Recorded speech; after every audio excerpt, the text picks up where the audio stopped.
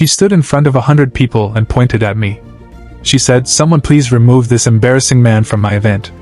I straightened my jacket, smiled, and walked out slowly. Because in exactly 3 days, she was going to walk into my office and beg for everything. My name is Daniel, and I am not the kind of man people notice when he walks into a room. I dress simply. I speak quietly. I never told anyone what I had or what I could do. That was always my choice. I met Mia when she was nobody. Not in a cruel way, just the truth. She was a girl with a big voice and empty pockets, singing at a small cafe on a rainy Thursday night. I sat in the corner with my coffee and I listened. And I knew she had something the world had not seen yet. So I stayed. I paid her rent when she could not. I booked her vocal coach every Saturday morning. I sat with her until 2 in the morning helping her pick songs for her demo. She thought I was just a simple man who loved her. She was right about the love. She was wrong about the simple part. There was one night she asked me why my phone never stopped ringing. I told her it was work. She laughed and said, "Daniel, you work too hard for too little?" I just smiled and said nothing. I was not ready to show her that world yet. I wanted her to love me first, just me. The man in the simple jacket. The man nobody looked at twice. She did love me. For a while. This is the story of a man who loved in silence. And won in silence. And made sure she heard it. The first time I saw Mia, she was wearing a yellow dress with a small tear at the sleeve. She had patched it so carefully that you could only see it if you were really looking. I was looking. Not because of the tear. Because of the way she stood on that small stage like it was the biggest one in the world. She sang 3 songs that night. The crowd was small and mostly uninterested. People talked over her. One man near the door laughed loudly at something on his phone the entire time. But Mia never flinched. She closed her eyes and sang like every word mattered. Because to her, every word did. I waited until she came off stage. I bought her a cup of tea and told her she was talented. She laughed and said, "Talented does not pay rent." I asked her what she needed. She looked at me like it was a strange question. Nobody had ever asked her that before. That was the beginning. Her apartment at the time was a single room with a window that would not close properly. Winter came through that window like it owned the place. I arranged a better place quietly. Told her an old friend owed me a favor. She believed me because she wanted to believe someone was finally in her corner. I was. Completely. The vocal coach was next. A woman named Ms. Yoon, strict, experienced, and exactly what Mia needed. I paid 3 months up front. Told Mia it was a scholarship program for upcoming artists. She cried when she heard that. Held my hand and said, "Daniel, I do not know what I did to deserve you." I did not answer. I just squeezed her hand. The demo recordings took 4 months. Every Saturday morning I dropped her at the studio and waited outside with coffee. She would come out exhausted and glowing at the same time, the way people look when they are doing exactly what they were born to do. I watched her grow week by week. Her voice got stronger. Her confidence got bigger. Her eyes started carrying something they did not have before, belief. She never asked how I was paying for all of it. Not once. And I never told her. Not because I was hiding something wrong, but because I understood something important. When people know you have money, they stop seeing you. They start seeing the money. I wanted Mia to see me. Just me. She called me her safe place during those months. Late at night when the pressure got heavy, she would call and say, "Daniel, talk to me." And I would talk. About anything. About nothing. Just so she could sleep. I was not her manager. Not her investor. Not her sponsor. I was the man who believed in her before she believed in herself. That should have been enough. There is a moment in every talented person's life when the right door opens at exactly the right time. Most people call it luck. I call it preparation meeting opportunity. The difference is, luck happens to you. Opportunity is something you build quietly while everyone else is sleeping. I heard about the auditions to a contact I had been working with for 2 years. Black Soul Entertainment, one of the most respected labels in the industry, was opening its doors to new artists. One open audition. One shot. Hundreds of people would show up. Only 3 would be chosen. I made 1 phone call. Gave 1 name. Mia's name was on the list the next morning. I never told her how it got there. What I told her was simple. I said, "Mia, there is an audition next month. I think you should go." She froze. Then she started listing every reason why she was not ready. Her voice was not strong enough. Her stage presence needed work. She did not have the right songs. I sat across from her and let her finish every single excuse. Then I said, "Are you done?" She blinked. I said, "Good. Now let us get to work." We had 4 weeks. I drew up a simple plan the same way you would build a house, foundation first then everything else on top. The foundation was confidence. Everything else, song selection, stage movement, vocal control, all of it means nothing if the person performing does not believe they belong on that stage. So every single night I sat with Mia and I reminded her of what I saw the first night in that small cafe. I described it back to her in detail. The yellow dress, the torn sleeve, the crowd that was not paying attention, and the girl who sang anyway. By week 2 her voice had shifted. Something unlocked. Ms. Yu noticed it too. She called me privately and said, "Whatever you are doing, keep doing it." The night before the audition Mia could not sleep. She called me at 1 in the morning and said her hands would not stop shaking. I told her that shaking hands meant the body understood that something important was about to happen. I told her to let them shake. Just do not let them stop her. She walked into that audition room the next morning, and she did not just perform. She took over. 3 songs. Every note landed. The panel of judges, people who had heard thousands of voices, sat forward in their chairs. My phone rang 40 minutes later. She was screaming so loud I had to hold the phone away from my ear. She kept saying, "Daniel, I got in, I cannot believe it, I got in." I smiled and said, "I can. I always could." I meant every word. What I did not know was that the door I had just opened for her would be the same door she would one day use to walk away from me. Fame is a strange thing. It does not arrive all at once. It creeps in slowly, like water finding its way through a small crack in a wall. At first the crack is so small you barely notice it. Then one morning you wake up and the whole wall is wet. That is exactly what happened to Mia. The first month inside Black Soul Entertainment she was still herself. She would call me after every training session, excited and exhausted at the same time. She would tell me about the choreography, the vocal exercises, the other trainees. She laughed the same way, talked the same way, felt the same way. But by the second month something small started shifting. The calls got shorter. The stories got fewer. She started using words I had never heard her use before, words that belonged to a world I was not part of. She mentioned names constantly. Jisu this, Hyunwoo that. A stylist named Yuna who had completely changed how she thought about fashion. I listened to all of it and said nothing. I told myself it was growth. And growth is always good. Then came the new clothes. The simple yellow dress with the torn sleeve was gone. In its place were outfits that cost more than her old monthly rent. Her hair changed. Her walk changed. Even the way she answered the phone changed, slower, more careful, like she was always aware that someone might be watching. I did not judge any of it. People evolve. That is not a crime. But then she started canceling. Small things at first. A dinner we had planned. A Saturday morning coffee that had been our routine for almost a year. She always had a reason. Rehearsal ran late. A last-minute schedule change. She was too tired. I accepted every reason because I trusted her completely. Trust is like that. It fills in the gaps without asking too many questions. Then she invited me to her first industry showcase. I showed up in my usual clothes, clean, simple, nothing dramatic. I spotted her across the room laughing with a group of people in expensive outfits. When she saw me, her smile did not disappear completely. But it changed. Just for a second. A flicker. The kind of look a person gives when something they used to be proud of now makes them uncomfortable. She walked me to a corner quickly. Stayed 5 minutes. Then said she had to get back to her team. I stood in that corner alone for a while, watching her move through that room like she had always belonged there. Confident. Glowing. Completely at home in a world she had not known 1 year ago. I was proud of her. Genuinely. But somewhere deep and quiet inside me, a place I did not want to look at directly, I already knew. The crack in the wall was getting wider. And I was standing on the wrong side of it. There is a type of person who enters a room and immediately needs everyone in it to know they have arrived. They are loud without saying anything important.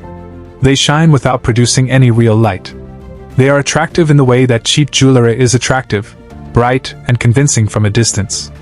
But get close enough and you can see exactly what it is made of. That was Kai. He was an upcoming idol with a sharp jawline, a managed smile and a team of people whose only job was to make sure he always looked like the most important person in any space he entered. He had released 2 songs. Both had done well. Not because they were exceptional, but because the machine behind him was powerful and loud. He wore his small success like a man who had conquered the world. He met Mia at an industry dinner in the 3rd month of her training. I was not there.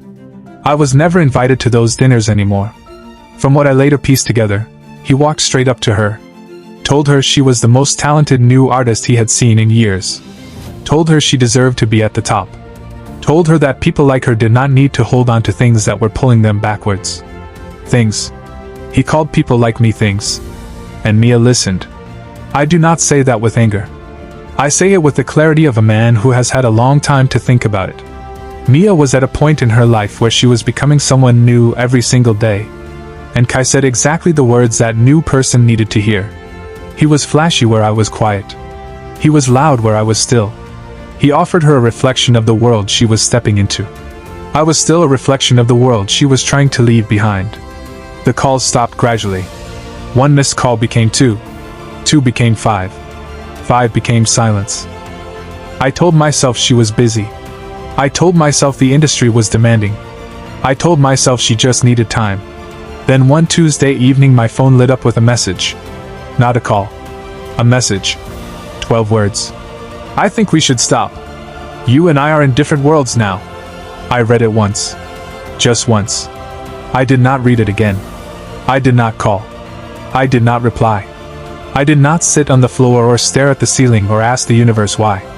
I had built too much of my life on discipline to fall apart over 12 words from someone who did not have the courage to say them out loud. I put my phone face down on the desk. And I went back to work. Because here is what Mia never understood about me. Grief was not going to stop what I was building. Nothing was. Not even her. I want to be honest about why I went that night. It was not to win her back. It was not to make a scene or remind her of everything I had done. I went because there was still a part of me that had watched her sing in a small cafe in a yellow dress with a torn sleeve, and that part of me wanted to see how far she had come. One last time. Quietly. From the back of the room. That is all it was.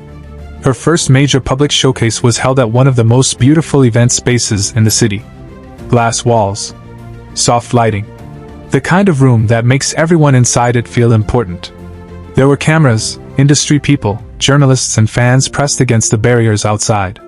Mia had come a long way from that rainy Thursday night, and a crowd that was not paying attention. I arrived late on purpose and stood near the back.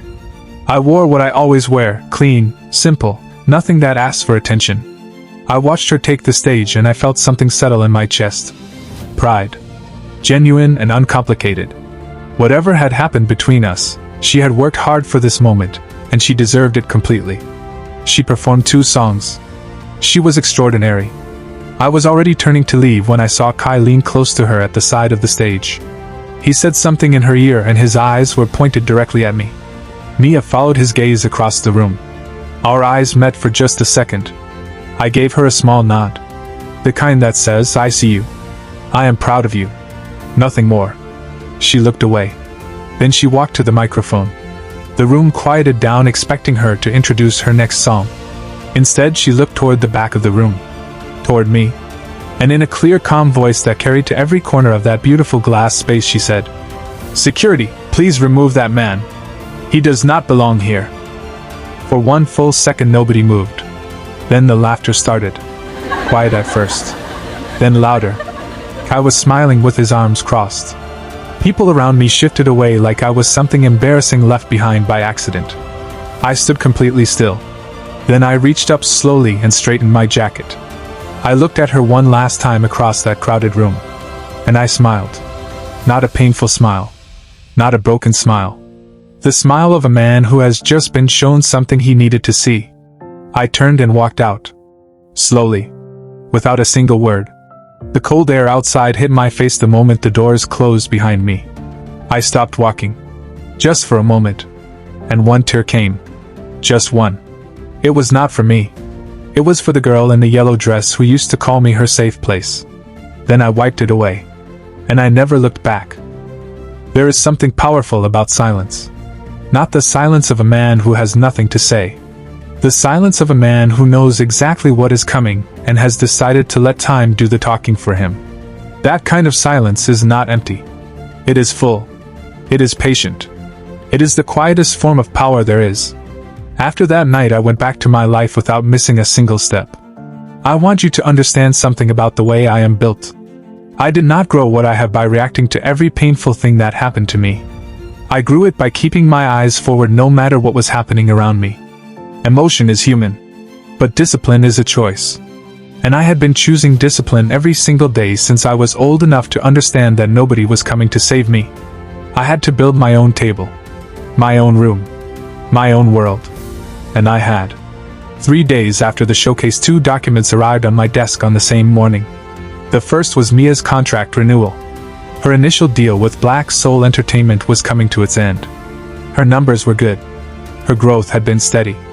The renewal was a formality, but every artist had to come in and sign in person. That was company policy. My policy. The second document was a project submission from Kai's management team. The biggest brand collaboration of the year. A campaign that would run across 12 countries and launch the career of whoever was chosen to front it. Kai's team had submitted his name with a great deal of confidence. The kind of confidence that comes from never having been told no by anyone important. Both documents sat on my desk side by side. I read through each one carefully.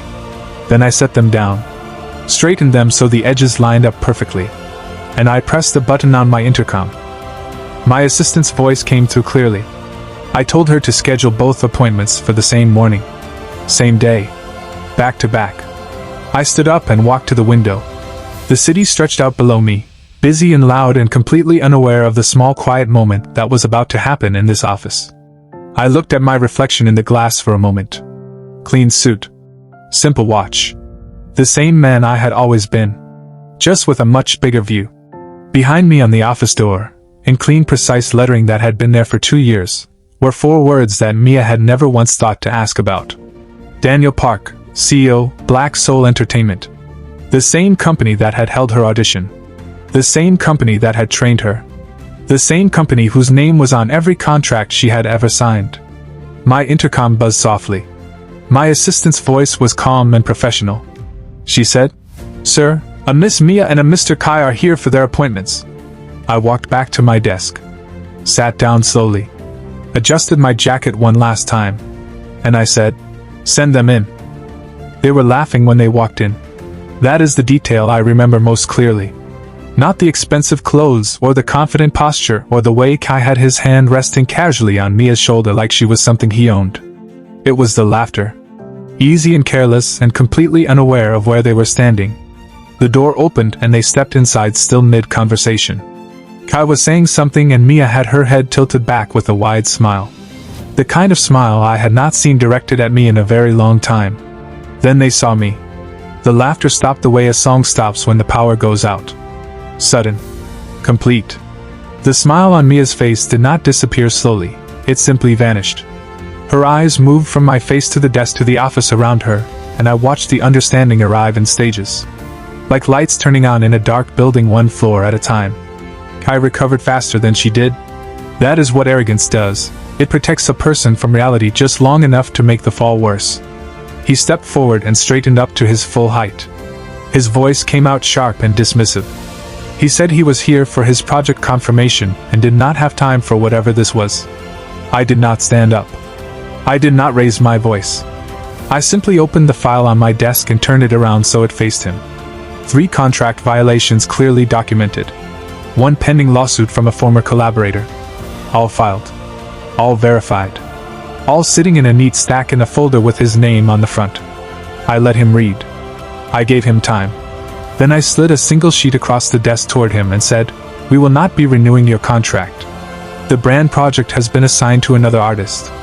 Your management team will receive the formal letter by end of day." The confidence left his face the way water leaves a cracked glass. Slowly at first. Then all at once. He opened his mouth twice and closed it both times. There was nothing to say. The numbers did not argue. The documents did not negotiate. And I was not angry or emotional or satisfied. I was simply a man doing his job. Kai looked at Mia once. Then he walked out without another word.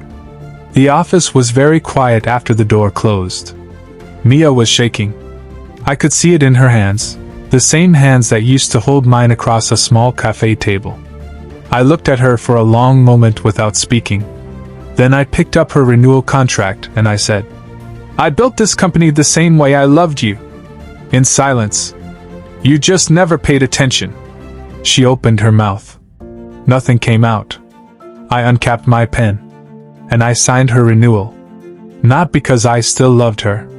Not to punish her. Not to keep her close. I signed it because my character was never built on how people treated me. It was built on who I decided to be regardless.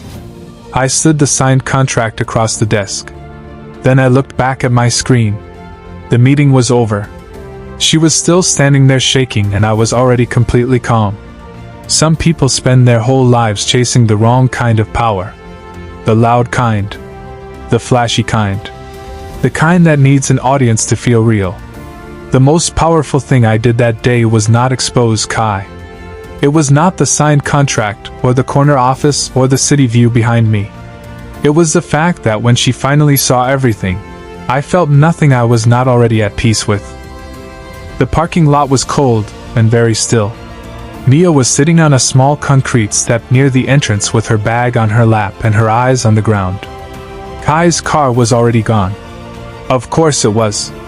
Men like Kai are only present when things are going well. The moment a room stops serving them, they find another room. That is the thing about people who are attracted to status. They move toward it, and away from it with equal speed and zero loyalty. She was alone. I came through the building doors and walked toward my car the same way I do every evening. Steady pace. No rush. The day was done and everything that needed to happen had happened. I was not thinking about her sitting there. I was thinking about a meeting I had the next morning and whether I had eaten enough that day. Then she said my name. Just once. Quietly. The way you say a word when you are not sure you have the right to say it anymore. I stopped walking. I did not turn around immediately. I stood still for just a moment, not out of cruelty but out of honesty. Because I needed to make sure that what I was about to say came from the right place. Not from old pain. Not from pride. Not from the part of me that had stood in the back of a crowded room and been pointed at like I was something to be ashamed of. I turned around slowly. She was looking at me with eyes that finally understood everything. The audition. The vocal coach. The studio. The apartment. The company name on every contract she had ever signed. It had all landed. All of it. At once. And the weight of it was sitting on her completely. I walked back toward her. Stopped a few steps away. And I said it the way I have always said the things that matter most. Quietly, clearly, and without any performance. I never needed you to know what I had. I just needed you to know what you lost. Take care of yourself, Mia. She did not respond. There was nothing to respond with. I turned around. Walked to my car. Got in. Started the engine. And I drove away without looking in the mirror once. Some people will only understand your value the day they sit in a parking lot watching you leave. By then you are already gone. You are already 3 steps into the next chapter of your life and they are still sitting with the weight of every small decision that led them to that cold concrete step. This is not a story about bitterness. It is not a story about revenge for the sake of pain. It is a story about what happens when a person of real character is underestimated by someone of temporary confidence. Daniel never chased her. He never begged. He never lowered himself to prove his worth to someone who had stopped looking carefully enough to see it. He just kept building. In silence.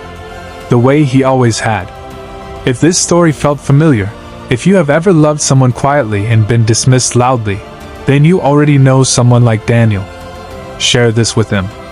They need to see it. And subscribe. Because next week we are telling the story of the man who was fired on a Friday and bought the company by Monday. That story is coming. And you do not want to miss it.